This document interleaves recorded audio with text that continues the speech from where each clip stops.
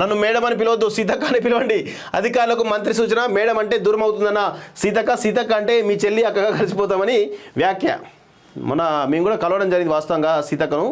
చాలా అద్భుతమైన మనిషి, చాలా ఆమె నిజంగా కూడా down to earth person. Minister అయినప్పుడు కూడా అదే అనూక, అదే పద్ధతిగా మాట్లాడము. ఆమెకంటే నేను మంత్రిని అయిపోయిన అనేటువంటి ఒక పొగరు కానీ, నేను మంత్రిని అయిపోయిన అనేటువంటి ఒక దర్పం కానీ ఎక్కడ కూడా ప్రదర్శించలేదు వాస్తవంగా.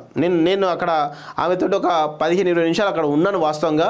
ఆమె వచ్చినటువంటి విజిటర్స్ కలవడం కానీ, లేదంటే ప్రజా సమస్యలు ఎవరైతే తీసుకొస్తే వాళ్ళ పరిష్కార విషయంలో కానీ, వాళ్ళకు అంటే ఆ అప్లికేషన్ ఇచ్చినప్పుడు వాళ్ళకి చెప్పేట సమాధానం కానీ చాలా పద్ధతిగా, నిజంగా కూడా ఆమె మంత్రి అయిందనేటువంటి ఒక దర్పం లేకుండా మన ఇంట్లో ఒక అక్కలాగా, మన ఇంట్లో ఒక చెల్లెలాగా నిజంగా కూడా అట్లా కలిసిపోతూ నిజంగా కూడా ఆమె వ్యవహరించిన తీరు నిజంగా కూడా నాకైతే చాలా అద్భుతంగా అనిపించింది.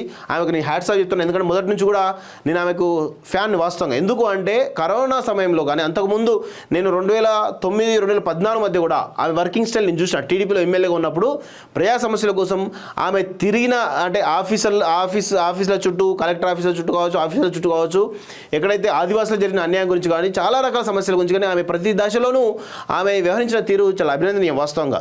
అదేవిధంగా 2019 నుంచి 2023 వరకు కూడా ఆమె వ్యవహరించిన తీరు, అంటే 2018 నుంచి 2023 వరకు కూడా కరోనా సమయంలో కావచ్చు, కరోనా తర్వాత కావచ్చు, ఆమె ములుగు జిల్లాకి పరిమితం కాకుండా ఇంకా మిగతా సంబంధించిన ఆదివాసీ గూడాలకు వెళ్ళి ఆమె సాయం చేయడం కావచ్చు, ఇలా చాలా రకాల ప్రయత్నం చేసింది.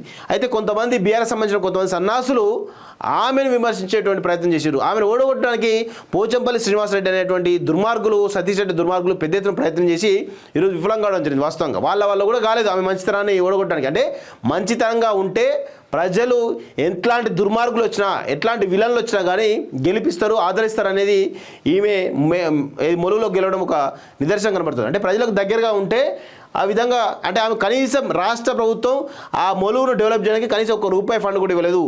కనీసం కార్యకర్తలకు కూడా కనీసం పట్టించుకునే పాపాన లేదు వాస్తవంగా. అట్లాంటి పరిస్థితుల్లో ఆమెను బొలుగు ప్రజలు ఆదరించిర్రు అనేది విషయం గుర్తుపెట్టుకోవాలి. అంటే మంచితనంగా ఉంటే, ప్రజలకు దగ్గరగా ఉంటే ప్రజలే నెత్తిన పెట్టుకొని కూర్చుంటారు అనేది నిదర్శనం సీతక్క యొక్క జర్నీ, పొలిటికల్ జర్నీ మనం చెప్పవచ్చు వాస్తవంగా.